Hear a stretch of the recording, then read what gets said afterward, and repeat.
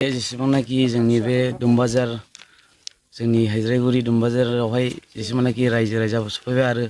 News पर्टेलनि जेसेबांनाखि खौरांगिरि बिथांमोनखौ दिनैनि बे प्रग्रामाव लोगो लानायाव जोंजों हेफाजाब होनायनि थाखाय बयखौबो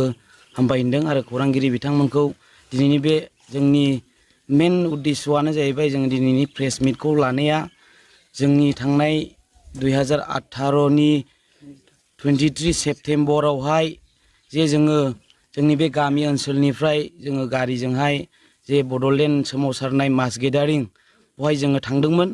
थांनानै बे काजलगावआवहाय जोङो जोंनि बे प्रग्रामखौ जाफुंसारहोनो थाखाय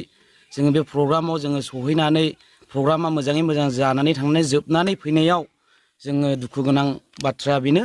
जोङो थांनानै फैबाय थानाय समावहाय मोनसे जाब्रबथायजोंहाय मोगा मोगि जानो गोनां जादों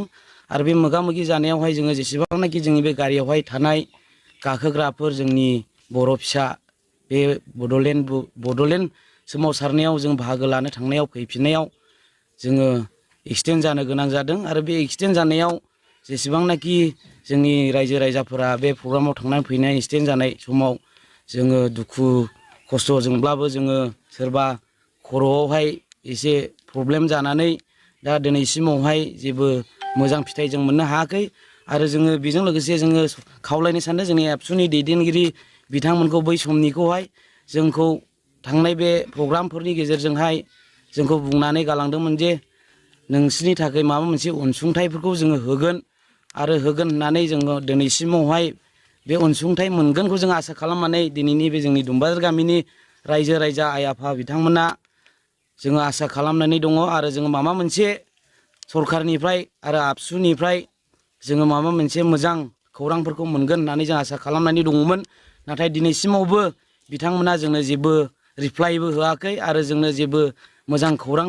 होफैफिन रोङाखै। बेखायनो जों दिनैनि बे प्रेस मिटखौ लानायनि मेन उद्देश्यआनो जाहैबाय जोङो दिनैहाय बे प्रेस मिटनि गेजेरजों बेखौनो बुंगोन जोंनि जेसेबांनाखि बे एक्सिडेन्ट जानायाव सोरबाबा जखम जाबाय, सोरबाबा आखाइ आथिं बायनानै दङ, सोरबाबा खर'फोराव डिफेक्ट जानानै खर' दिनैसिमावहाय मोजां रायलायनो हायि जानानै दङ आरो बेहाय थांनानै फैनाय जाय बिथां ड्राइभरा जोंनिया बे समावनो मुंख्लं जानानै डेड बडि जानानैबोनो मोनदों। बेखायनो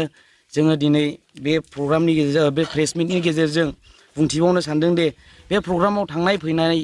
बेसेबांनाखि जोंनि बिदा फंबाय बिमा बिफा दङ दिनैहाय जोङो मोनसे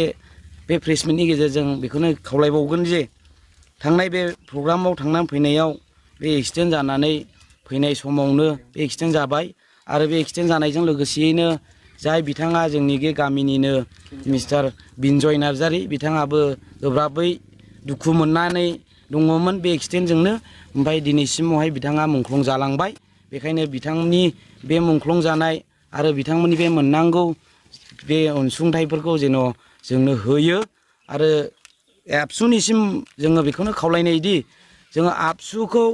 जोङो गोदोनिफ्रायनो जों उन्दैनिफ्रायनो जोङो आबसुखौ जों फोथायनानै दिनैसिम जोङो आबसुजोंनो दङ